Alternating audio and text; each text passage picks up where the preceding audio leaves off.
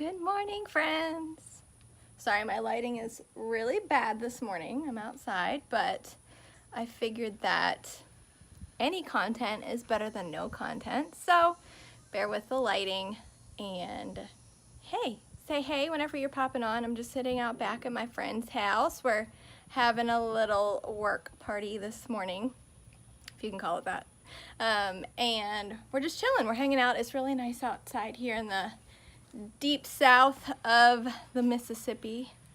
Our kids, well, my kids are back to school, so this is day 2 of back to school. How many of you guys have kids who are back to school yet? I know that it's early for like northern schools. I grew up in like an hour north of Pittsburgh, so we never started school until like, I don't know, September? Maybe like the first week of September. I think it was after Labor Day. Okay, Instagram is it's saying, hang on. We're telling more followers to join your video. I like this. I like you, Instagram. But today's topic, I am going to kind of just like get deep with the whole health aspect, okay? Because healthy looks different for everyone, and sometimes I think that there's just a misconception of that. Sometimes I know that if you're stumbling on my social media platforms, you know, you see me now. You see Val the size that I am now. You see that I have made fitness and health a priority in my life now, but years ago, I didn't. Like, I wasn't like that. And so I don't know, I really feel like it's necessary to talk about, and it's necessary for women to know that health is not a one-size-fits-all. Fitness is not a one-size-fits-all. I believe solely and wholeheartedly in the fact that health means that, you know, you can go out and you can, you know, run a half of a mile without feeling so winded, or without having, well, I can't even say winded. I'd probably be winded, but without like literally collapsing. Health and wellness means that you can run around in the backyard with your kids and you can play. It means you can go up and down a flight of stairs without having to like stop and catch your breath. It's all of these combined things that's our responsibility for our health. It does not mean that you have to be a certain size. It doesn't mean that you have to weigh a certain number on the scale. That's ludicrous, okay? That's not what health means. And fitness does not mean that you have to be able to do 50 push-ups and rock them out, okay? That's not it. It is just taking care of yourself. Because I'm going to tell you a story, one that I don't really share very often at all, and I don't really know why, but it's something that really like has kind of shaped me as a human, as an adult, because this is something that happened to me when I was in the 6th grade. Okay, I remember it's when I really, 6th grade was kind of like this turning point, because 7th grade was when I started to develop eating disorders. And in 6th grade, I can remember that was when I realized by looking in the mirror in a dressing room that I was a fat kid. I was overweight. And I'm going to just say it because that's what went through my head, because I was trying on clothes and I was with my best friend who was, you know, like size 0. She was super like tiny. She was beautiful. She was amazing. And in that moment, in that dressing room in the 6th grade, I could not fit into a size 12 in women's. Like they were too tight. And I remember this. And I'm like thinking to myself, I like still, it takes me back, like I get emotional over it because it was such a defining part of my life. And I can just remember thinking like, why didn't anybody tell me that this isn't normal? Like, why is she super thin and pretty and little, and I can't even fit into a women's size, and I'm only, I mean, what, I don't know, I was 11 or 12, and I think at that point probably like I needed a size 13 in junior section. So that was for me when I was like, okay, well, I don't know how to change it. I don't know what to do, but I need to figure it out. So my figuring out just kind of went to, again, like the eating disorders that I struggled with from really most of junior high and into high school. I yo-yoed. I was, you know, at one point, I can remember when I was 16, I think that I weighed 97 pounds. and I could fit like my hands around my waist. And I remember thinking to myself, if I don't stop this, then I'm gonna die.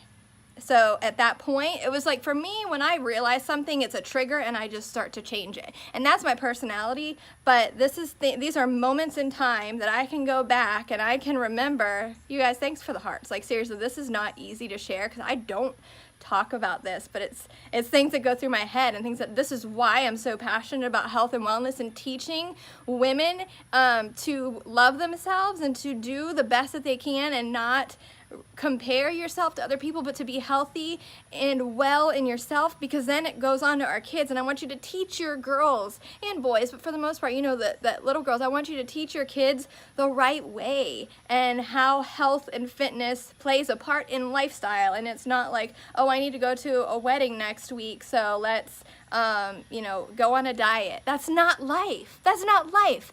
You have to teach and understand and do the best that you can, because it's for our own good. It's for our own good. So anyways, in that moment, and like I said, I think I was 16, and putting my hands around my waist and touching my fingers together, and it's 97 pounds, was then whenever I went in the opposite direction, and then I started to overeat, and then I started to gain the weight back. And it's always just like this mind craziness that happens. So, you know, then going through college and all of that, I started to grab hold, and that was when then I got married. And you know, the first year of marriage, you just want to cook and you want to eat, and then that was when I just felt like I always had this constant kind of like yo-yo. But for me, my yo-yos are, you know, 15-pound fluctuation, but I know that other women, that could be a lot more, it could be less. But ultimately, emotional eating then takes hold. And I can say for sure that I am an emotional eater. And emotional eater in a sense of, depending on what the stress is, my stress level can be, if I'm really happy, then I'm like, oh, I want a piece of cake. Or if I'm really, really sad, for me, if I'm like in a sad or like depressed mode, I stop eating. Like, that's just, I'm not hungry. So these are just triggers, and these are just things that I've recognized about myself over the years that I share with you guys, so I can hopefully help you in some way. You know, take massive action for yourself, and take health as an everyday source of pride, and do this for you and for your longevity and for your lifestyle. So anyways, I hope that you just really recognize that exercise is not something that you should dread, and eating a salad versus eating the French fries is something that you should do most days. And then you know, once or twice a week, you have that little, well, I've really been craving that cupcake. Go eat the cupcake and don't be ashamed of it, but don't do it every day. Where maybe you can replace the Coke at work with a water, or you know, you put some strawberries and watermelon in your water to make it taste better. These small changes that you do over time are going to be what defines your health and wellness. It's not, oh, do you have a six-pack? Oh, do you have bulging biceps? Oh, do you have 5% body fat? That is not health, and that's not what I'm talking about. And I know that I get messages, you know, the whatever, I don't know what you call them, the online stalkers or whatever. Not stalkers. I don't know what I'm trying to say. The people who aren't very nice, whenever I get the messages like, oh, well, you're just skinny, you don't know what it's like, or, you know, I could never have abs or whatever.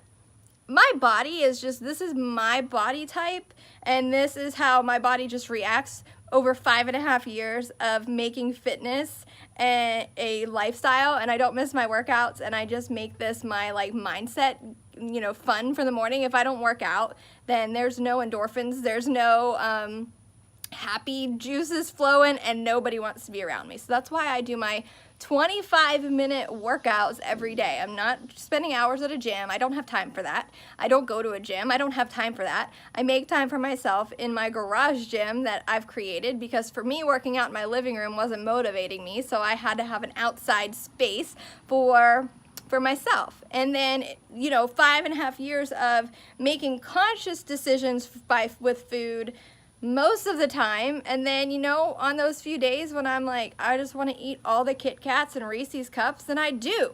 Okay, but it's not all the time.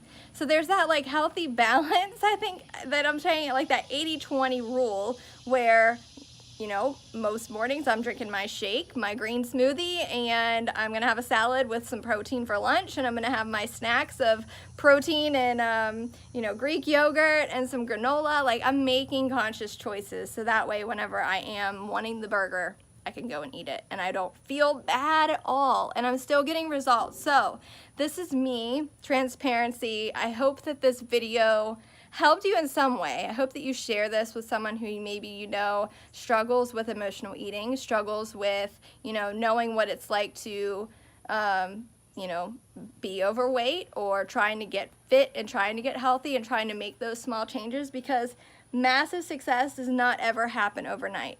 Massive success happens when you're intentional with it and you take your vision of, you know, your goals of what you want to achieve and you work for them every single day. So anyways, I hope that this was helpful, and I'm gonna go drink my coffee and get some work done, check my messages, and I will talk to you guys tomorrow. Bye guys.